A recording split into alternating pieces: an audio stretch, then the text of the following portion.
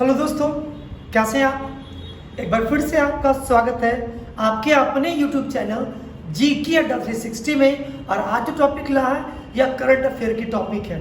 मैंने 4 मंथ के जो भी लास्ट जो डेटा थे किस चीज़ को लेकर, तो इंडेक्स को लेकर, इसी को मैंने लास्ट 4 मंथ के इंडेक्स को मैंने कलेक्ट किया है। और ऐसा मैं 2 वीडियो बनाऊंगा, कोशिश करूंगा 2 वीडियो में आपके पास 1 साल का लास्ट इंडेक्स मिल जाए, क्योंकि अक्सर एग्जामिनेशन में 1 नंबर इंडेक्स से पूछ लिए जाते हैं। और मेरे भाई, अंत में यह वीडियो आपको पसंद आए, अच्छा लगे तो आप मेरी मेहनत को देखते हुए आप इसे लाइक कीजिएगा, सब्सक्राइब कर लीजिएगा और जितना अधिक से अधिक हो अपने दोस्तों में शेयर भी कर दीजिएगा। आइए स्टार्ट कर देते हैं। आज की टॉपिक है इंपॉर्टेंट इंडेक्स, महत्वपूर्ण सूचकांक को आज हम पढ़ेंगे। और सबसे पहले आज हम डिस्कस करने वाले हैं ग्लोबल लिवेबिलिटी इंडेक्स, यानी विश्व में रहने योग्य सबसे अच्छे शहरों का सूचकांक। विश्व में कौन सा शहर रहने के लिए सबसे अच्छा है, इसी को कहते हैं ग्लोबल लिवेबिलिटी इंडेक्स।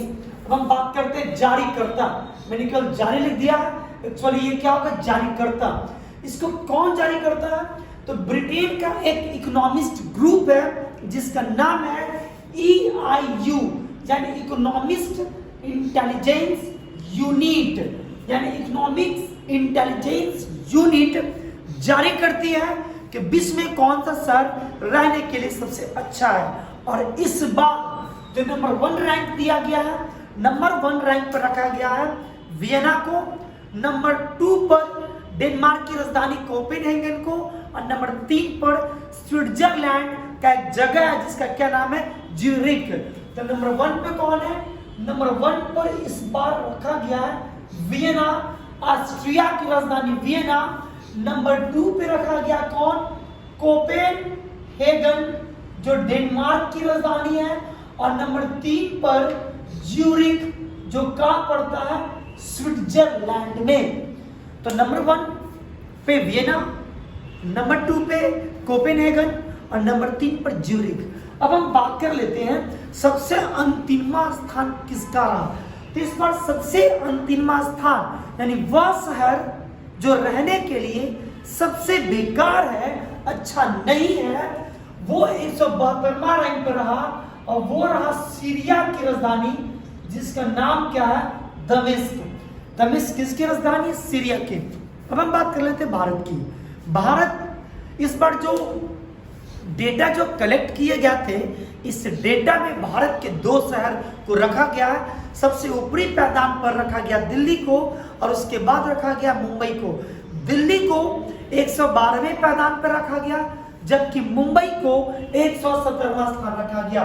अगर भारत की तरफ से बात करें तो भारत की तरफ से जो सबसे अच्छी जो उपयुक्त शहर रहने योग्य रखा गया 112वें रैंक पे वो दिल्ली था, और जबकि मुंबई को 117वां स्थान पर रखा गया है। चलिए, तो मैंने बता दिया आपको ग्लोबल लिवेबिलिटी इंडेक्स, सबसे अच्छा रहने के लिए जो शहर है वो ऑस्ट्रिया का वियना है, जबकि सबसे बेकार शहर घोषित किया गया है सीरिया की राजधानी दमिश्क को। भारत की बात करें तो भारत में 112वां स्थान दिल्ली को मिला है और 117वां स्थान मुंबई को मिला है। उम्मीद करते हैं ग्लोबल लिवेबिलिटी इंडेक्स आपको समझ में आ चुका होगा। अब हम बात कर लेते हैं ग्लोबल पीस इंडेक्स 2022 की। सबसे पहले ये जो पीस मतलब होता है शांति सूचकांक, ग्लोबल पीस इंडेक्स यह किस चीज का है, यह शांति सूचकांक है। मैंने लिखा नहीं है, आप लिख लीजिए। ग्लोबल पीस इंडेक्स मतलब वैश्विक शांति सूचकांक। और वैश्विक ये क्या है, क्योंकि मैं अक्सर हिंदी में पढ़ाता हूं, तो ये शांति क्या है, सूचकांक। और बात कर लेते हैं कि ग्लोबल पीस इंडेक्स यानी वैश्विक शांति सूचकांक 2022 को किसने जारी किया, तो एक सिडनी का एक इंस्टीट्यूट है। इस इंस्टीट्यूट का नाम है institute for economist and peace. Institute for economist and peace, यह संस्था कहाँ की है, तो सिडनी की है। अब हम बात कर लेते हैं कि इस बार शांति सूचकांक में नंबर 1 कौन रहा, तो नंबर 1 रैंक पे रहा आइसलैंड, नंबर 2 पे ठीक सबसे नीचे न्यूजीलैंड और नंबर 3 में आयरलैंड। तो नंबर 1 पे कौन है, नंबर 1 पे कौन है, तो आप कहेंगे नंबर 1 पर मैंने आपको क्या बताया, आइसलैंड। कौन है, आइसलैंड, सबसे शांत जगह। नंबर 2 पे कौन है, न्यूजीलैंड। कौन है, न्यूजीलैंड। और नंबर 3 पर कौन है, तो मैंने नंबर 3 पर किसे बताया मैंने, आयरलैंड। कौन है, आयरलैंड। अब हम बात कर लेते हैं लास्ट, इस बार जो कंट्री को शामिल किया गया था शांति सूचकांक में, वो टोटल कंट्री की संख्या कितनी थी, 163। तो सबसे अंतिम पायदान पर किसे रखा गया, तो सबसे अंतिम पायदान पर अफगानिस्तान को रखा गया। अफगानिस्तान तख्ता पलट होने के कारण वहां पर बिल्कुल गृह युद्ध का माहौल रहा अफगानिस्तान में, तो सबसे अंतिम सूचकांक पर अफगानिस्तान रखा गया। अब हम बात कर लेते हैं भारत की, कि यह जो ग्लोबल पीस इंडेक्स है, इसमें भारत का रैंक क्या रहा। इस पर भारत का रैंक 3 पायदान सुधरा है। पिछले वर्ष यानी 2021 में जो भारत का रैंक था वो 138 था, सॉरी 138 था, जबकि इस बार 2022 में भारत का रैंक 135 है। कितना है, 135, 135। अब हम बात कर लेते हैं 2021 की, तो 2021 के डेटा में जो भारत का रैंक था वो 138 था। एग्जाम में कभी कभी पिछले ईयर्स के भी डेटा पूछ लिए जाते हैं। तो वैश्विक शांति सूचकांक में नंबर 1 रहा आइसलैंड, सबसे नीचे से रहा अफगानिस्तान। भारत की बात कर ले तो भारत 135वां रैंक पे इस वर्ष रहा। अब हम बात कर लेते हैं पर्यावरण निष्पादन सूचकांक, यानी इन्वायरमेंट परफॉर्मेंस इंडेक्स की हम बात कर रहे हैं 2022 की। इसे जारी कौन करता है, तो world economic forum, world WEF यानी वर्ल्ड इकोनॉमिक फोरम के सहयोग से येल एंड कोलंबिया यूनिवर्सिटी जारी करती है। अब हम बात कर लेते हैं कि इस बार जो पर्यावरण निष्पादन सूचकांक है, इसमें नंबर 1 कौन रहा, तो इसमें नंबर 1 इस बार जो भी बाजी रही सब यूरोपियन कंट्री का रहा। नंबर 1 पे रहा डेनमार्क, नंबर 2 पे रहा यूनाइटेड किंगडम और नंबर 3 पे कौन रहा, फिनलैंड। नंबर 1 पे कौन रहा, तो मैंने कहा डेनमार्क। कौन रहा, डेनमार्क। नंबर 2 पे कौन रहा, यूनाइटेड किंगडम और नंबर 3 पे कौन रहा, तो फिनलैंड। कौन रहा, फिनलैंड। चलिए अब हम बात कर लेते हैं अंतिम पायदान का। जानते हैं इस बार टोटल कितने कंट्री को शामिल किया गया था पर्यावरण निष्पादन सूचकांक के लिए, तो 180वां रैंक जो होगा वो सबसे आखिरी होगा। और इस बार सबसे जो लास्ट रैंक रहा वो भारत का ही रहा, यानी भारत की स्थिति करें तो 180वां रहा, यानी टॉप कंट्री जो रही वो डेनमार्क रहा, जबकि सबसे नीचे से जो टॉप रहा वो कौन रहा, भारत रहा। तो यह सभी चीजें आपको समझ में आ चुकी होगी। अब हम अगली बात कर लेते हैं।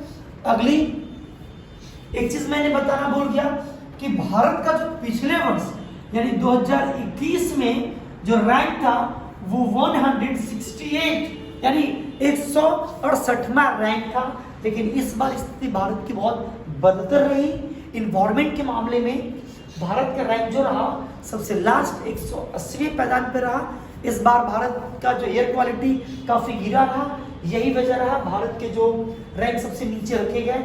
अब हम बात कर लेते हैं ग्लोबल विश्व प्रतिस्पर्धात्मक सूचकांक यानी ग्लोबल कॉम्पिटिटिवनेस इंडेक्स की हम बात कर रहे हैं 2022 की। अब इसे कौन जारी करता है, IMD। कौन जारी करता है, IMD। इसका फुल फॉर्म होता है international institute for management and development. और यह जो संस्था है IMD, international institute for management and development, यह संस्था स्विट्जरलैंड की है। अब हम बात कर लेते हैं इस बार टॉप 1 2 3 कौन रहा? तो पहले यह याद रखिए कि इस बार टोटल 63 कंट्री को शामिल किया गया था, यानी लास्ट जो रैंक होगा वो 63 होगा। अब इस बार जो कॉम्पिटिटिवनेस इंडेक्स में नंबर 1 कौन था? तो डेनमार्क। नंबर 2 कौन रहा? तो स्विट्जरलैंड। और नंबर 3 पे कौन रहा? तो सिंगापुर। नंबर 1 पे कौन रहा? तो डेनमार्क। नंबर 2 पे कौन रहा? स्विट्जरलैंड, स्विस मतलब मैंने लिख दिया स्विट्जरलैंड। और नंबर 3 पे कौन रहा? तो नंबर 3 पे रहा सिंगापुर। अब हम बात कर लेते हैं सबसे अंतिम पायदान, यानी 63वां पायदान किसका रहा? तो इस बार 63वां स्थान वेनेजुएला का रहा। किसका रहा? वेनेजुएला का रहा। अब हम बात कर लेते हैं भारत की। इस बार भारत का रैंक में सुधार हुआ है। भारत ने अपने 6 रैंक की सुधार की है। पिछले वर्ष भारत का 49वां रैंक था और इस बार जो भारत की रैंक रही वो 43 यानी 43वां रहा। कितना रहा? 43वां। अगर आप बात करें 2021 की डेटा की, तो 2021 के डेटा में कॉम्पिटिटिवनेस यानी प्रतिस्पर्धात्मक सूचकांक में भारत का रैंक कितना रहा? 49वां था। कितना था? 49वां। अब हम अगली बात कर लेते हैं मानव विकास सूचकांक की। किसकी हम बात कर लेते हैं? मानव विकास सूचकांक की। अब मानव विकास सूचकांक को कौन जारी करता है? तो इसे जारी करता है UNDP, united nation development programme. United nation development programme एक संस्था है और इस संस्था का इस्टेब्लिशमेंट हुआ था 1965 ईस्वी में। अगर आप इसके मुख्यालय की बात करें तो इसका मुख्यालय न्यूयॉर्क है। कहां पे है? न्यूयॉर्क में। अक्सर एग्जाम में पूछ लिए जाते हैं कि यूएनडीपी का मुख्यालय कहां पे है? न्यूयॉर्क में। स्थापना कब हुई? 1965 में। फिर आगे आते हैं। इस बार मानव विकास सूचकांक में नंबर 1 कौन रहा? तो मानव विकास सूचकांक में ह्यूमन डेवलपमेंट इंडेक्स में इस बार नंबर 1 रहा स्विट्जरलैंड, नंबर 2 रहा नॉर्वे और नंबर 3 रहा आइसलैंड। नंबर 1 कौन रहा? तो मैं लिख देता हूं स्विस से आप समझ जाएंगे कौन है? स्विट्जरलैंड। नंबर 2 पे कौन रहा? नॉर्वे। और नंबर 3 पे कौन रहा? तो नंबर 3 पे रहा आइसलैंड। कौन रहा? आइसलैंड। ठीक है, तो टॉप 1 2 3 की बात कर ली। अब हम मानव विकास सूचकांक इस बार तो टोटल कंट्री जो शामिल किए गए थे वो 191 थे। कितने थे? 191। यानी अंतिमा जो होगा वो 191वां रैंक पे होगा। कितने रैंक पे होगा? 191वां रैंक पे। और पता है इस बार 191वां रैंक किसका रहा? तो इस बार 191वां रैंक रहा दक्षिणी सूडान का। किसका रहा? दक्षिणी सूडान का। अब हम बात कर लेते हैं भारत की। जानते हैं भारत का जो रैंक था यह रैंक बिगड़ा है। यह रैंक क्या हुआ? बिगड़ा है। भारत का 191 में से भारत का रैंक 132वां रहा। कितना रहा? 132वां। जबकि पिछले वर्ष भारत का रैंक 2021 में भारत का रैंक 131वां रहा है। पता है कोरोना की वजह से जीवन प्रत्याशा जो है लोगों का घटा है। आप ये भी याद कर ले कि लोगों का जीवन प्रत्याशा क्या घटा है। पहले भारतीय लोगों का जो जीवन प्रत्याशा जो था, जिंदगी की जो जीने की जो एवरेज आयु थी वह यही से याद कर लेंगे, एग्जाम में पूछा जाता है, वो 69.7 वर्ष था। कितना था? 69.7 वर्ष। लेकिन कोरोना की वजह से भारत का जीवन प्रत्याशा घटा और यह घटकर 67.2 वर्ष हो गया। यानी अभी भारतीयों का जो औसत जीने की जो उम्र है वो 67.2 वर्ष है। खैर कोई बात नहीं, हम लोग मानव विकास सूचकांक को भी देख लिए। कौन जारी करता है? तो यूएनडीपी जारी करता है। टॉप कौन रहा? स्विट्जरलैंड। सबसे अंतिम पायदान पे कौन रहा? दक्षिणी सूडान। भारत इस बार एक पायदान खिसका है नीचे की तरफ और कहां पे आ गया? 132वां रैंक पे। क्योंकि समय ज्यादा ना लगे तो मैंने लिख दिया वैश्विक नवाचार सूचकांक यानी ग्लोबल इनोवेटिव इंडेक्स की। हम बात करें ग्लोबल इनोवेटिव इंडेक्स 2022 की। कौन जारी किया इस बार? जनरली से जारी करती है संस्था जिसका नाम है वीपो। क्या नाम है? वीपो। इस बार वीपो के साथ साथ एक कॉर्नेल यूनिवर्सिटी और एक INSEAD बिजनेस स्कूल, तीन कौन कौन? वीपो, कॉर्नेल यूनिवर्सिटी और INSEAD बिजनेस स्कूल ने मिलकर ग्लोबल इनोवेटिव इंडेक्स को जारी किया है। अब ग्लोबल इनोवेटिव इंडेक्स में इस बार जो रैंक नंबर 1 रहा, सबसे बढ़िया जो रैंक रहा वो नंबर 1 पर स्विट्जरलैंड रहा, नंबर 2 पर USA रहा और नंबर 3 पर कौन रहा? स्वीडन रहा। कौन रहा? स्वीडन। अब हम बात कर लेते हैं वैश्विक नवाचार सूचकांक में भारत का रैंक। किसकी रैंक की बात कर लेते हैं? भारत का। देखिए इनोवेटिव इंडेक्स के मामले में इस बार भारत का रैंक भी सुधार हुआ है और इस बार भारत का रैंक जो था वो कितना था? 40वां था। कितना था? 40वां। एक मैं आपके लिए छोड़ देता हूं, वह है कि आप मुझे यह बताएं कि 2021 में इंडिया का जो ग्लोबल इनोवेटिव इंडेक्स यानी वैश्विक नवाचार सूचकांक 2021 में भारत का रैंक क्या था, यह आप मुझे कमेंट बॉक्स में बताएंगे। चलिए अगला हम बात कर लेते हैं विदेशी प्रत्यक्ष निवेश। यह बहुत इंपॉर्टेंट है, VBI यह भी है क्योंकि एग्जाम में FDI से क्वेश्चन पूछ लिए जाते हैं। तो फॉरेन डायरेक्ट इन्वेस्टमेंट की बात कर लेते हैं, FDI की बात कर लेते हैं। और यह जो FDI है वह डेटा 2021 के लिए है। किसके लिए है? 2021 लागू है 2022 में, लेकिन कैलकुलेट किया गया कि भारत में या विश्व में सबसे ज्यादा जो इन्वेस्टमेंट हुए वो कहाँ हुए। चलिए सबसे पहले बात कर लेते हैं जारीकर्ता। जारीकर्ता कौन है? अंकटाड। कौन है? UNCTAD, UNCTAD। अंकटाड का फुल फॉर्म क्या होता है? तो United Nations conference on trade and development. अब आप पूछेंगे कि बताइए इसका मुख्य इसका स्थापना कब हुआ अंकटाड का? तो इसका जो एस्टेब्लिशमेंट हुआ है वो 1964 में हुआ। या आपसे एग्जाम में पूछ सकता है कि बताइए इसका स्थापना कब हुआ है? तो कब हुआ है? 1964 में। अब हम आगे बढ़ते हैं। इस बार जो सबसे ज्यादा इन्वेस्टमेंट किसने किया? सबसे ज्यादा किस कंट्री में पैसा इन आया?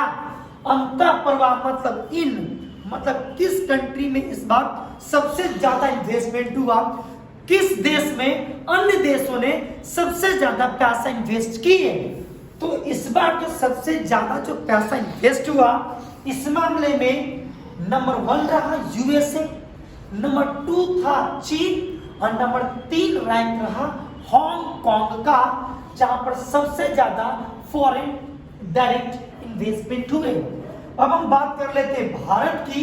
तो भारत का अंतःप्रवाह के मामले में इन्वेस्टमेंट पैसा आने के मामले में जो भारत का रैंक था वो 7वां रहा।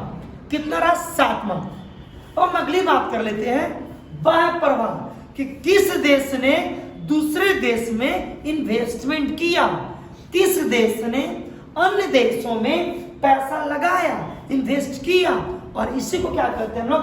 बाह्य प्रवाह। अब बाह्य प्रवाह के मामले में सबसे ज्यादा जो इन्वेस्टमेंट किया वो अमेरिका ने किया है, दूसरे रैंक पर इन्वेस्टमेंट जर्मनी ने किया और तीसरे रैंक पे कौन किया? जापान ने। चलिए अब हम एक डेटा को उठाते हैं, वो है FDI के मामले में, पैसा आने के मामले में। FDI के मामले में भारत का रैंक रहा वो 7वां रहा। भारत FDI के मामले में, भारत में विदेशी प्रत्यक्ष निवेश के मामले में भारत का रैंक क्या रहा? 7वां रहा। लेकिन मैं क्या बताना चाहता हूं ये समझिएगा, बहुत इंपॉर्टेंट है। अब हम बात कर लेते हैं कि कौन सा कंट्री भारत में सबसे ज्यादा पैसा इन्वेस्ट किया। हम टॉप 3 कंट्री को देखते हैं। इधर दिख रहा है, इधर देखिए तो दिखाई दे रहा है। हाँ, तो टॉप 3 की हम बात करेंगे, 1 2 3 की बात करते हैं कि भारत में सबसे ज्यादा पैसा किसने इन्वेस्ट किया। जो डेटा है उस हिसाब से जो फॉरेन डायरेक्ट इन्वेस्टमेंट हुई है, सबसे नंबर 1 पे कौन रहा है? सिंगापुर रहा है, दूसरे रैंक पे अमेरिका रहा है, यूएसए, और तीसरे रैंक पे जो रहा है वो कौन रहा है? मॉरिशस रहा है। कौन रहा है? मॉरिशस। कौन रहा है? मॉरिशस। मॉरिशस। सबसे ज्यादा भारत में एफडीआई किसने किया? सिंगापुर ने किया।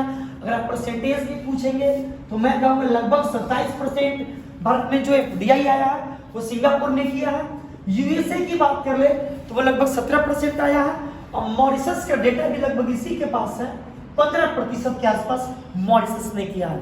अब हम अगली बात कर लेते हैं, एफडीआई भारत में सबसे ज्यादा सिंगापुर, उसके बाद यूएसए, उसके बाद मॉरिशस ने किया है। अब हम बात कर लेते हैं राज्य की, कि किस राज्य में सबसे ज्यादा एफडीआई आया, यानी एफडीआई आने के मामले में भारत का कौन सा राज्य पहले स्थान पर रहा, दूसरे स्थान पर रहा और तीसरे स्थान पर रहा। आप याद कर लेंगे कि एफडीआई के मामले में सबसे जो ज्यादा पैसा आया है, एफडीआई के मामले में सबसे ज्यादा जो पैसा आया है वो पैसा आया कर्नाटक को। कहां पे इन्वेस्टमेंट हुई सबसे ज्यादा? कर्नाटक में। उसके बाद महाराष्ट्र में, और उसके बाद एफडीआई आया कहां पर? दिल्ली में। कहां पर आया? दिल्ली में। सबसे ज्यादा कर्नाटक में, तो महाराष्ट्र में, तो दिल्ली में आया है। आपसे पूछेगा कि बताइए भारत के किस राज्य में सबसे ज्यादा एफडीआई आया, तो आप कहेंगे कर्नाटक में। अब हम बात कर लेते हैं कि भारत में जो एफडीआई आए, फॉरेन डायरेक्ट इन्वेस्टमेंट आया, वो सबसे ज्यादा किस चीज में आया? तो सबसे ज्यादा वो फील्ड था वो कंप्यूटर का। कौन फील्ड था वो कंप्यूटर। पता है कंप्यूटर के सॉफ्टवेयर और हार्डवेयर में सबसे ज्यादा इन्वेस्टमेंट हुए। किसमें? सॉफ्टवेयर और हार्डवेयर में, नंबर 1। उसके बाद जो एफडीआई भारत में आया है वो आया सर्विस सेक्टर में, सेवा क्षेत्र में, और नंबर 3 पे रहा ऑटोमोबाइल्स। कौन रहा? ऑटोमोबाइल्स। तो मैंने एफडीआई के बारे में मैंने काफी डिटेल से मैंने आपको बता दिया, सभी बातें मैंने आपको अच्छे से बता दिया। उम्मीद करते हैं कि यह वीडियो आपको पसंद आया है। मेरे भाई, अगर आपको यह वीडियो अच्छा लगता है, दिल को छू गया हो, वाकई में लगा कि आपने कुछ सीखा, आपने कुछ जाना, तो आप इस चैनल को लाइक कीजिएगा, सब्सक्राइब कीजिएगा और शेयर भी कीजिएगा। और जाते जाते एक बात, अब हम बात करते हैं एग्जाम की ट्रेंड की। एग्जाम में बस 90% पॉसिबिलिटी होती है कि 2 ही क्वेश्चन पूछते हैं। सबसे ज्यादा पॉसिबिलिटी होता है 80% यह कि भारत का रैंक कुछ नहीं याद होता, कम से कम सभी में आप भारत का रैंक क्या ये याद कर लीजिएगा। और उसके बाद टॉप 1 कि नंबर 1 कौन रहा। वैसे एक स्टूडेंट को सभी डेटा पता होना चाहिए, लेकिन कम से कम नंबर 1 पे कौन रहा और भारत का रैंक क्या रहा यह याद होना चाहिए। चलिए ऐसे ही वीडियो के साथ मिलते हैं अगले क्लास में।